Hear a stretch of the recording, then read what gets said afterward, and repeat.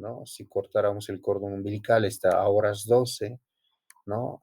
Esta está rodeada por lo que ha de ser las arterias umbilicales, que se van a ubicar a horas 9 y a horas 15, ¿no? Hagan de cuenta un relojito, la posición. Entonces, la sangre materna, ¿no es cierto?, ha de venir a través de la vena umbilical. Esta vena umbilical ha de traspasar lo que ha de ser el hígado, ¿sí? Esta vena ha de desembocar, ¿dónde? En lo que ha de ser la aurícula derecha. La sangre que ha de llegar a la aurícula derecha ha de pasar directamente hacia la aurícula izquierda y ha de pasar a través de esto que se llama el foramen oval, ¿no? El foramen oval, ¿no? Entonces, acá está el foramen oval, ¿sí? Es la comunicación interauricular que en esta etapa de la vida es fisiológico, es decir, tiene su finalidad. Posteriormente, la sangre ha de pasar de la aurícula izquierda al ventrículo izquierdo y del ventrículo izquierdo a la comunidad, al resto del cuerpo a través de la arteria aorta. En este punto, el corazón derecho, es decir, el ventrículo derecho, no va a funcionar del todo, ¿sí? No va a funcionar del todo. No, no, no. No va a funcionar del todo. ¿Por qué? Porque la arteria pulmonar en este momento está ocluido, ¿sí? No sirve, no funciona. ¿Estamos? Entonces, por lo tanto, no ha de llegar sangre a lo que ha de ser los pulmones. Ha de llegar, sí, lo suficiente como para que éste se nutra, no para que funcione. En este punto, el feto no respira, ¿sí? Su pulmón, que se ha de llenar de aire después de nacer, dentro del vientre de la madre, se mantiene lleno de líquido. ¿Se está entendiendo? La única manera en la que el pulmón se ha de nutrir de manera adecuada ha de ser a partir de este conducto que se llama el conducto arterioso. ¿Ok? Este conducto arterioso permite que la sangre de la aorta le regale, por así decirles, un poquito de sangre a la arteria pulmonar y de esta manera se irrigue el pulmón. ¿Estamos? ¿Eh? Entonces, dos conceptos claros. Uno, que la circulación derecha básicamente no funciona. Dos, que el pulmón tampoco funciona. Pero habíamos dicho que cuando el bebé va a nacer, se va a pinzar el cordón umbilical, se va a clampear el cordón umbilical, por supuesto, esta conexión ha de desaparecer. La vena umbilical y las arterias umbilicales, ¿no es cierto?, van a desaparecer en cuanto a su función. Muy bien. Y se va a dar lugar a lo que hasta el día de hoy conocemos como la circulación menor y la circulación mayor. La sangre que está llegando ahora sí a la aurícula derecha va a pasar al ventrículo derecho y del ventrículo derecho va a llegar la sangre al pulmón a través de la arteria pulmonar. Y posteriormente la sangre va a retornar del pulmón a la aurícula izquierda, ¿no es cierto?, a través de las venas pulmonares y estas al ventrículo izquierdo, a la aorta y la circulación que ustedes ya conocen desde primer año. Esta comunicación interauricular que habíamos dicho que existe en el feto, el foramen oval, se ha de cerrar. Esta comunicación que existía entre la aorta y la arteria pulmonar se ha de cerrar por mecanismos de presión, ¿sí? ¿No? Principalmente hacen que eh, estos orificios fisiológicos pues se vayan a cerrar. Bien. Por lo tanto, entonces, hemos de entender que el pulmón, al ser el único órgano que no funciona del todo dentro del feto, va a tardar en funcionar, como para que se entienda. ¿Por qué tarda en funcionar? Porque el alveolo, ¿sí?, el alveolo pulmonar está lleno de líquido. Y conforme el bebé empieza a respirar, empieza a respirar, empieza a respirar, el aire va a introducirse de a poco en estos sacos alveolares, desplazando al líquido, ¿no es cierto?, al tejido linfático. Al final, el saco alveolar se ha de empezar a llenar de aire. Esta transición que están viendo en este gráfico, a veces, a veces es lento, ¿sí? A veces es lento. Y a esta transición lenta, ha de dar origen a una enfermedad que ustedes han leído, por supuesto, para su primer parcial, es la cataquipnia transitoria del recién nacido. También, también se puede ver involucrado esta transición aire-líquido cuando el recién nacido tiene una neumonía conatal, es decir, va a desarrollar una neumonía y, por supuesto, estos sacos alveolares no van a estar llenos de líquido, sino pueden estar llenos eh, de un tejido inflamatorio secundario a el proceso neumónico. Cuando el recién nacido ha de nacer con el antecedente de líquido amniótico meconial, puede que ese líquido meconial se introduzca a los pulmones del recién nacido, ¿no es cierto? Y se introduzca en estos sacos alveolares. Al introducirse el líquido amniótico meconial en estos sacos alveolares, no ha de permitir que el aire entre por completo y ha de producir el síndrome de aspiración meconial. De ahí la importancia de entender que la función pulmonar es vital, recontra vital, ¿no? E importante para que el recién nacido se adapte a la vida extrauterina. Muy bien. Este flujograma es el que les he de pedir que repasen en sus textos, ¿sí? Porque básicamente la práctica se resume y se va a enfocar en el desarrollo de este flujograma. Todo comienza con la sesión informativa con el personal de equipo y con la comprobación del equipo. Al inicio de la sesión habíamos visto un video en la que la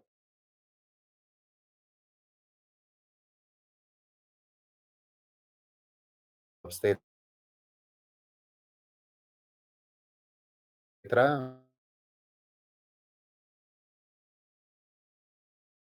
¿no es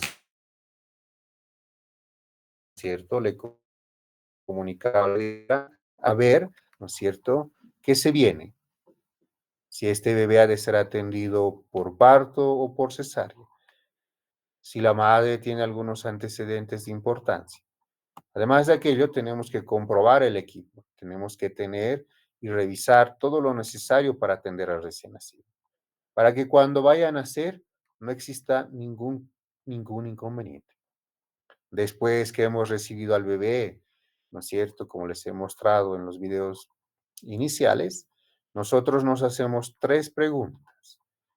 Estas 3 preguntas nos hacemos al interior, es decir, a nosotros mismos. Y nos preguntamos si el bebé es a término, si el bebé tiene buen tono, si el bebé respira o llora. 3 interrogantes que son muy importantes.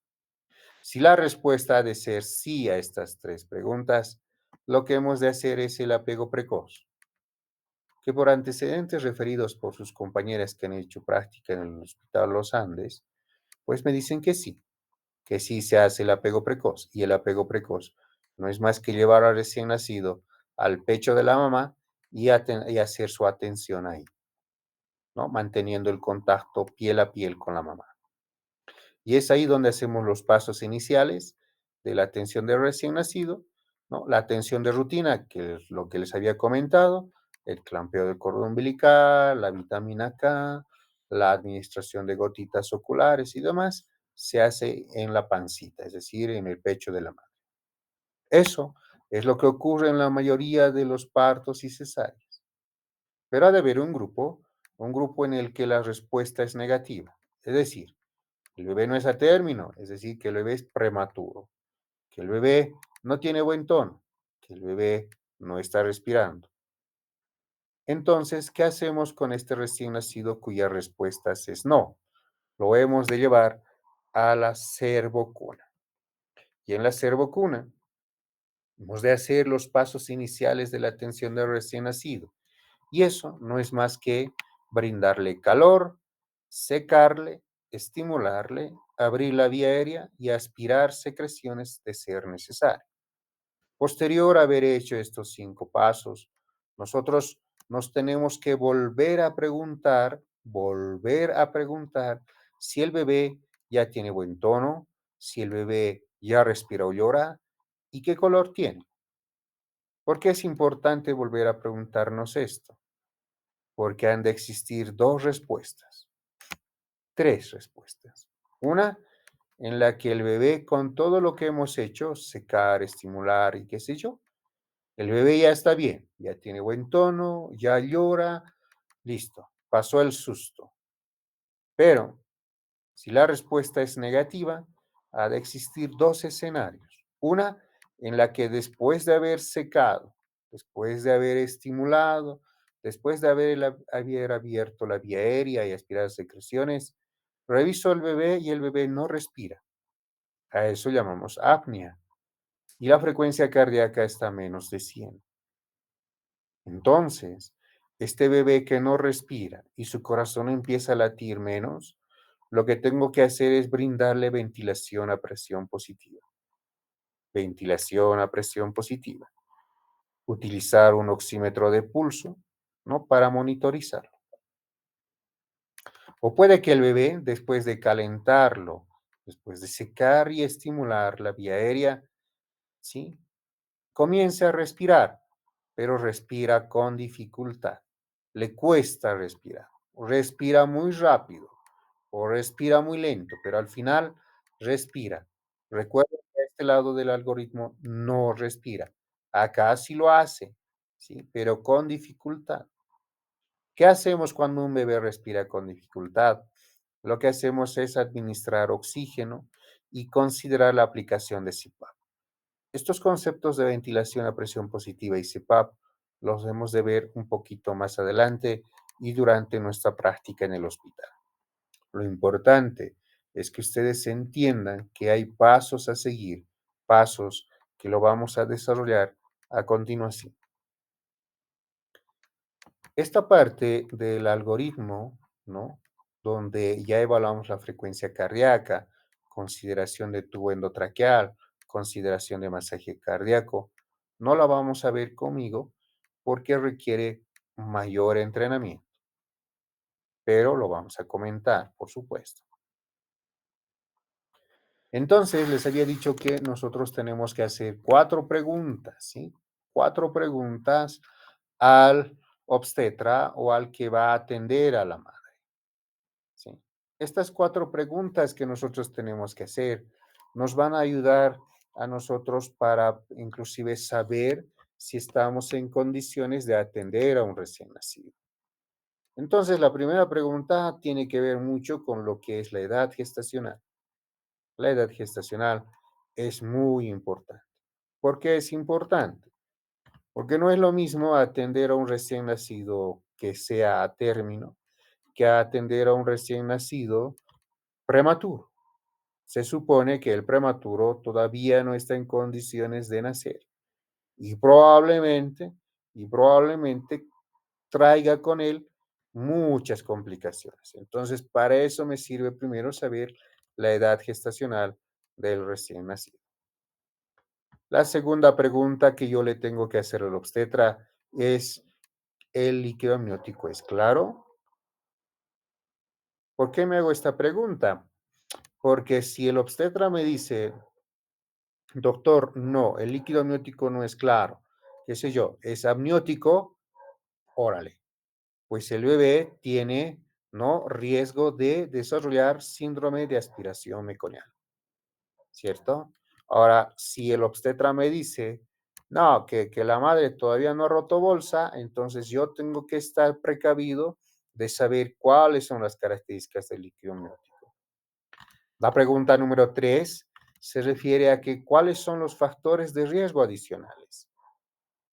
Entonces, el obstetra nos dirá si existe un factor de riesgo adicional asociado a la madre, porque no es lo mismo que la madre esté embarazada de un producto que de un producto gemelar, o que la madre sea añosa, o que la madre tenga desproporción cefalopélvica, o que de la madre sea un adolescente, o que la madre sea hipertensa, que tenga preeclampsia o tenga alguna malformación, ¿no? En algún sitio geniturinario y qué sé yo.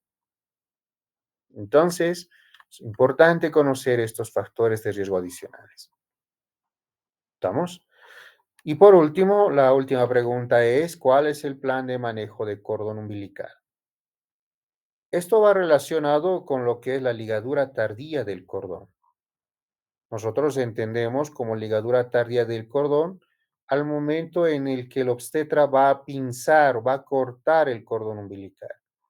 Las guías recomiendan que debemos de esperar entre 30 a 60 segundos antes de proceder a cortar el cordón umbilical. Ciertamente, el bebé tendrá que tener buenas condiciones generales, porque si el bebé nace mal o, como en el video, la madre empieza a sangrar, ¿no es cierto? Pues entonces, se tendrá que cortar el cordón umbilical lo más rápido posible, ¿no? Lo más rápido posible, sin esperar la ligadura tardía del cordón, ¿no? Sin esperar la ligadura tardía del cordón porque el bebé está en riesgo, porque la madre está en riesgo. Ahora, estas 4 preguntas iniciales, ¿sí? Nos ayudan a nosotros a determinar nuestro plan. Es decir, si a ustedes les dicen que existe un bebé prematuro y ustedes no están en condiciones de atenderlo, ¿por qué? Porque no existen los suministros, porque ustedes saben que un bebé prematuro se puede complicar, pues se informará a la madre y le diremos, señora, pues no tenemos nosotros la capacidad resolutiva como para atender a su recién nacido. Lo mejor es transferirlo. Ahora, si sabemos que el líquido amniótico está viniendo meconeado, por ejemplo, entonces yo me tengo que alistar todo lo necesario para atender. Y lo básico que necesito es oxígeno y saber cómo atender, que es lo que vamos a ver a continuación. Los factores de riesgo también son importantes, ¿no? Porque si una madre está con sangrado, qué sé yo, entonces yo ya tengo que pensar que el bebé probablemente tiene una deprivación de lo que es la administración de oxígeno. Ahora, estos factores de riesgo, estas 4 preguntas pueden estar dentro de lo normal. Es decir, el obstetra nos puede decir, doctor, la edad gestacional del recién nacido es a término, el líquido amniótico es blanco lechoso, la madre no tiene ningún factor de riesgo y sí, podemos clampear el cordón umbilical en 1 minuto. ¡Wow! Entonces digo, todo está bien. Pero ustedes, como que ya han visto sus prácticas en obstetricia, a veces en el momento del parto puede pasar muchas cosas, como que el bebé está tardando en ser expulsado, ¿no? Eso se llama periodo expulsivo prolongado. Como que el bebé, este, pues ya sacó la cabecita, pero no podemos extraer los hombros, ¿no? Eso se llama displasia de hombros, ¿verdad? O como que el bebé, ¿no es cierto? Este, está teniendo dificultades para ser expulsado porque de pronto existe una, eh, un cordón umbilical que está, por así decirlo, rodeando la cabecita del bebé, el pechito del bebé. Puede pasar muchas cosas al momento de atender un parto o una cesárea. Entonces nosotros tenemos que estar listos para todo escenario, ¿ok? Bien, entonces habíamos dicho que después de la información que nos dan, nosotros tenemos que alistarnos. Y eso significa revisar nuestro equipo, revisar la servocuna. Este Este equipamiento que ustedes están viendo acá es la cuna radiante. Se llama así porque esta cúpula que están viendo acá, ¿no? Tiene bastantes modelos, ¿no? Este es un modelo, pero básicamente todos tienen un brazo horizontal acá en la parte superior, cuyo objetivo es generar calor. Esto es lo que ha de brindar calor al bebé, ¿no? Acá abajo también están unas mantitas, unos pañales que ya están calientes. Yo tengo que ver todo mi material, desde lo básico, ¿no? Que es un fonendoscopio, el oxígeno, las tomas que estén funcionando bien, qué sé yo, hasta lo más complejo como que es un tubo endotraqueal, ¿no es cierto? Un oxímetro de pulso, ahí están viendo un montón de jeringas, ¿no? Tubos endotraqueales, que todo eso ya tiene que estar listo antes de atender a un recién nacido. Además de ver los materiales, tengo que hablar con mi equipo y decirles todo lo que nos ha dicho el obstetra. Tengo que decirles que se va a producir un parto, una cesárea, si existen factores de riesgo, si el bebé está a término o no está a término, ¿no? Tengo que comentarles cómo está el líquido amniótico, cuál va a ser nuestro plan de manejo del cordón umbilical y entre todos tenemos que planificar la atención del recién nacido, es decir, designarnos roles. La enfermera se va a encargar de esto, de esto, de esto, de esto. El interno se va a encargar de esto, de esto, de esto. Y así. ¿Se entiende? Entonces, ya habíamos cumplido la primera parte del algoritmo de manejo.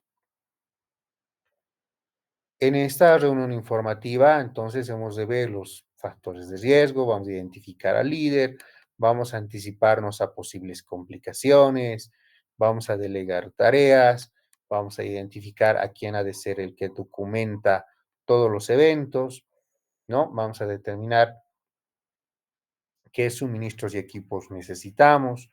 Vamos a ver la manera de cómo llamar ayuda, porque muchas veces el bebé va a nacer muy mal. Entonces tenemos que ver cómo vamos a comunicar del caso a los especialistas en pediatría o neonatología. Ya tenemos que anticiparnos todo esto antes de atender al recién nacido. Este es un material básico, ¿sí? Que debiera de atender, o sea, deberíamos tener nosotros al momento de querer saber dónde vamos a atender a nuestro recién nacido, solicitar este material, estos equipos, si acaso nos ha de tocar a nosotros atender a un bebé.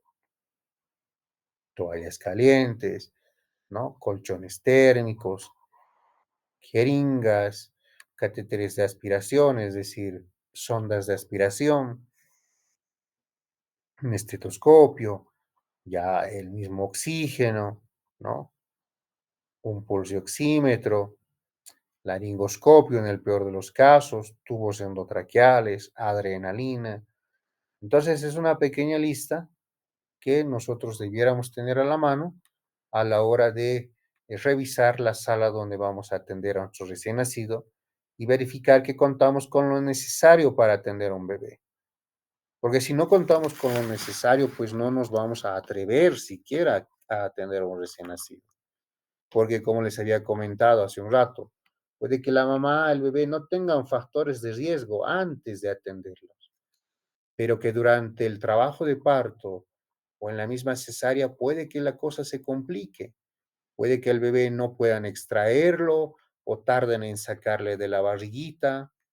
Entonces eso va a traer complicaciones. Y si yo mínimamente no tengo oxígeno, pues no, no vamos a atender a recién nacidos bajo esas condiciones.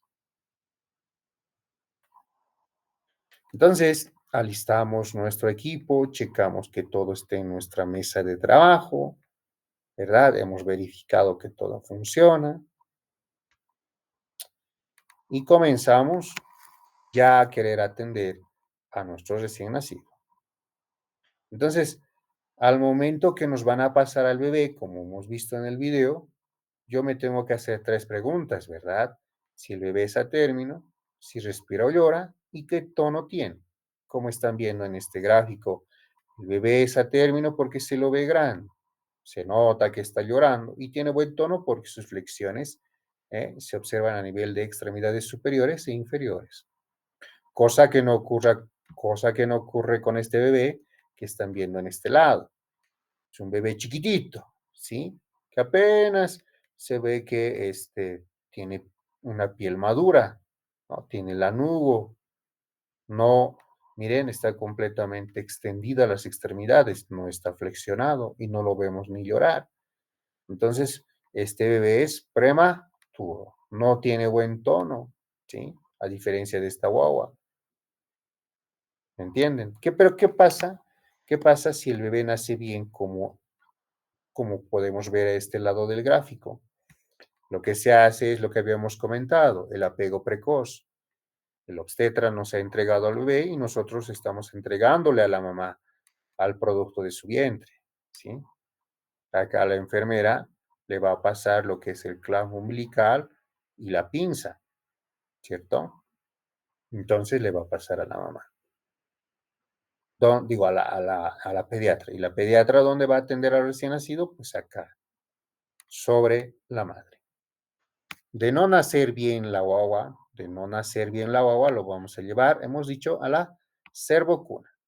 Y es acá donde vamos a proceder a atender al recién nacido, porque lo que necesitamos es espacio, necesitamos utilizar nuestros instrumentos, entonces lo tenemos que llevar allá para hacer los 5 pasos iniciales que habíamos comentado. Brindarle calor, que ya de por sí la cuna radiante le está brindando, ¿sí? ¿Cierto? Entonces, esto de calentar, secar, estimular, ¿no es cierto? Miren, toda esta evaluación, el ver si está respirando, el ver cómo está su frecuencia cardíaca, dura un minuto. Desde el momento que yo recibo al bebé hasta que le seco, le estimulo y demás, valore si respira o no, valore su frecuencia cardíaca, tiene que pasar un minuto. Y entonces, en este minuto, yo tengo que valorar la escala de Apgar. Esta escala de Apgar sirve para determinar si el recién nacido se está adaptando o no a la vida extrauterina. ¿Se entiende? Y esto lo hago a través de la valoración de 5 aspectos: la apariencia, el pulso o la frecuencia cardíaca, los gestos, ¿no? Los reflejos, la actividad, el tono, que ustedes ya hemos visto cómo es, y el esfuerzo respiratorio. Entonces, conforme yo encuentre los hallazgos relacionados con estas evaluaciones, le he de colocar un punto de 0, que sería prácticamente un bebé muy deprimido, hasta un 2, que me hablaría de un bebé que está rosado, que tiene frecuencia cardíaca mayor a 100, que está llorando, que tiene un movimiento activo, ¿no es cierto? Llora fuerte. Entonces, lo ideal es que el recién nacido tenga un puntaje de 7 a 10, porque si es menos de 7, nosotros ya hablamos de un problema como es que es la asfixia, que puede ser leve, que puede ser moderado o que puede ser severo. Esta valoración lo hacemos al minuto, a los 5 minutos y a los 10 minutos. Otra cosa importante que también hemos dicho es ver cómo está respirando el bebé. Habíamos dicho que si no respira, hablamos de apnea, ¿sí? Apnea. Pero si el bebé respira con dificultad, yo tengo que valorar qué tan grave es esa dificultad. Y para valorar la gravedad de la dificultad respiratoria, ¿cierto? Utilizo la escala de Silverman-Anderson. En esta escala he de valorar 5 aspectos, ¿no es cierto?, relacionados, por ejemplo, así si existe una disociación tóraco-abdominal, si existe retracción intercostal, si existe retracción subsifoidea, si existe aleteo nasal o quejido. Lo ideal en este momento es que el bebé tenga 0 puntos, es decir, que la respiración sea sincronizada, que no haya retracciones de ninguna manera, que no exista aleteo nasal y que no exista quejido. Si no existe nada, es cero. Es el único examen en el que el ser humano está permitido sacarse cero, ¿sí? Cero significa que todo está bien.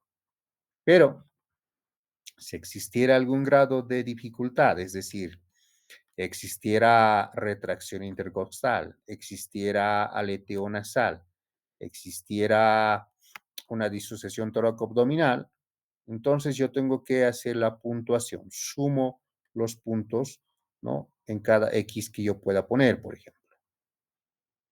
Si el puntaje es de 1 a 3, tendrá una dificultad respiratoria leve, de 4 a 6, moderada, y de 7 a 10, severo. Entonces, yo me preguntaba si el bebé respira o no. Si no respira, se llama apnea, y si respira, pues tengo que ver el grado de dificultad respiratoria. Entonces, los signos de dificultad respiratoria pueden ser estos que están viendo a continuación. Presten atención a este tórax donde existe retracción, ¿sí? Miren, existe una retracción subsifoidea, ¿eh? Intercostal, ¿cierto? Que puede ser constante, y para aquello me sirve la escala de Silverman-Andersen, ¿no? Para ver, para calificar la gravedad de la dificultad respiratoria, ¿sí? Apenas hay retracción intercostal. Entonces, dependiendo los datos clínicos que encuentre, pues yo tendré que hacer una calificación y ver la gravedad. Si el bebé respira con dificultad, si el bebé respira con dificultad, tengo que administrar oxígeno a flujo libre. ¿Qué significa eso? Existe AMBUS, ¿no? Así se llama estos dispositivos, o bolsa autoinflable, pero AMBUS comercialmente conocidos como estos, que tienen una cola así en forma corrugada, puedo darle oxígeno de esta manera, ¿no? O como tradicionalmente conocemos, ¿no es cierto? Yo puedo utilizar una manguerita de oxígeno, ¿cierto? Hacer esta forma de copa de champán y suministrarle oxígeno, porque el bebé está respirando con dificultad. Se supone que tengo que administrarle oxígeno para que mejore esa dificultad.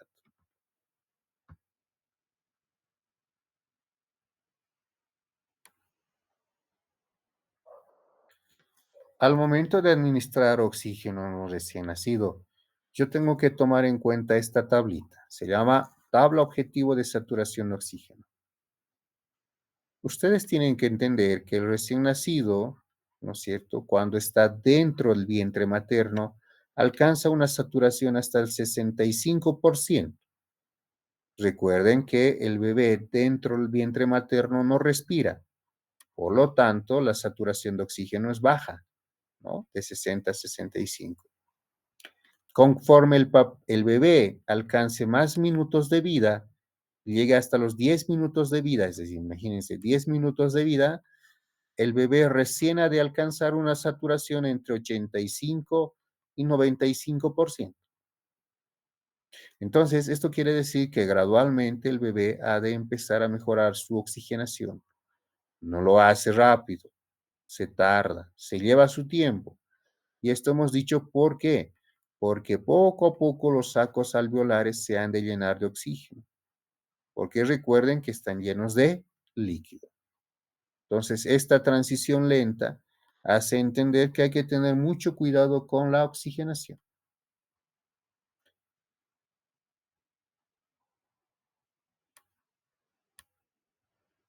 Otra cosa importante es recordar la parte en la que decíamos que el bebé no respira, ¿cierto?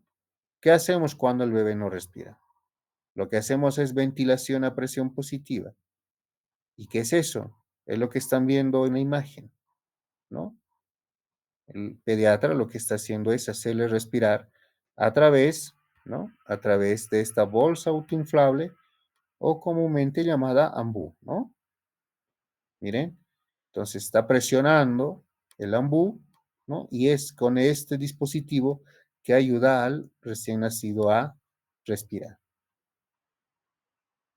Este aparato utilizamos cuando el recién nacido no respira. Y vean cómo se expande el tórax con cada que aprieta la bolsa. Entonces, ahí está bien. Eso significa que se está haciendo una buena técnica. Miren, acá el proveedor le está suministrando ventilación a presión positiva, pero a su vez, tenemos que controlar la frecuencia cardíaca, ¿sí? La frecuencia cardíaca, porque si el bebé no respira, poco a poco la frecuencia cardíaca va a bajar, pero si el bebé empieza a respirar, empieza a moverse, poco a poco la frecuencia cardíaca empieza a mejorar. Entonces va de la mano la utilización de la bolsa autoinflable, o lo que hemos dicho el ambú, y la valoración de la frecuencia cardíaca. Ahora, habíamos dicho también en el otro lado de la columna que el bebé tiene dificultad para respirar y para esto hemos de utilizar el CPAP. ¿Qué es el CPAP? No es más que la administración de oxígeno, pero imagínense, miren, a 4 a 8 litros por minuto, que va a entrar por unos corrugados, ¿sí? ¿No? Acá entra el oxígeno. El oxígeno va a entrar por esta cánula nasal, va a llegar al pulmón del bebé y, lógicamente, ese aire que está entrando al pulmón del bebé tiene que salir y lo va a hacer por este otro orificio. Este otro orificio, ¿sí? Va a estar conectado a este corrugado que forma parte del circuito exhalatorio, va a llegar a un frasquito que está lleno de agua. Este frasquito lleno de agua va a empezar a burbujear y burbujea porque el aire está saliendo por este corrugado. El aire está entrando por este lado y está saliendo por acá. ¿Dónde se queda un momento? Se queda en el pulmón. No se preocupe, lo vamos a ver en la práctica para comprender mejor este principio del CPAP nasal. ¿A quién le damos CPAP? Al bebé que tiene dificultad para respirar. Entonces, este CPAP nasal necesita la ayuda de dos corrugados, uno para la vía inspiratoria, por acá entra el aire, ¿no? Y ha de salir por este otro corrugado. En el peor de los casos, si el bebé no respira bien, pese a haberle dado ventilación a presión positiva, vamos a proceder a intubar, ¿no? Vamos a proceder a intubar al recién nacido. Esto requiere entrenamiento, por supuesto, práctica, ¿no? No es cosa fácil, tampoco difícil, pero requiere práctica. Valoramos la vía aérea, identificamos la laringe, las cuerdas vocales y procedemos a intubar al recién nacido, ¿no? Si acaso es necesario. Si todo ha de salir bien o de alguna manera mal, entonces lo que tenemos que terminar de hacer ese momento es realizar el examen físico del recién nacido. Nosotros tenemos que registrar cómo está el examen físico al momento de nacer el bebé, tratando siempre de buscar algunas malformaciones y demás. Yo, al momento de hacer el examen físico, tengo que ya valorar la edad gestacional. ¿Y cómo valoro la edad gestacional? A través del método de Capurro. Este método de Capurro me va a ayudar a determinar la forma de la oreja y colocarle un puntaje, como están viendo acá, de 0 a 24. Me va a ayudar a revisar el tamaño de la glándula mamaria, que va desde 0 hasta 15, ¿sí? Mientras más palpable sea la glándula mamaria, mayor será el puntaje. Tengo que ver la forma del pezón, que puede ser completamente aplanada o tener algo de sobresaliencia. Los puntajes van a ir desde 0 hasta 15. Luego tendré que revisar la piel, tendré que revisar cómo está su textura, desde muy gelatinosa en prematuros hasta gruesa grieta profunda pergaminada en ya muy maduros, ¿no? Luego tengo que ver los pliegues plantares, ¿cierto? Que forman parte del método de Capurro, del examen físico, ¿no es cierto?, para ayudar a determinar la edad gestacional. Ustedes saben que cada aspecto se va a sumar. Tras la suma que yo obtenga de los 5 aspectos, tengo que sumarle 204. 204 más, digamos, unos 40, entonces será 244, y lo hemos de dividir entre 7 y nos va a dar la edad gestacional. Ya para ir terminando, no solo es necesario conocer la edad gestacional, que puede ser 22, 23, 30, 36 semanas, 40 semanas, 42, como están viendo acá, sino también es necesario conocer el peso del recién nacido. ¿Por qué es necesario conocer? Porque a través de esta tabla que ustedes están viendo de la relación peso-edad gestacional, yo voy a entender si este recién nacido tiene un adecuado peso para la edad gestacional que le he catalogado, o de pronto tiene un pequeño peso o tiene un gran peso.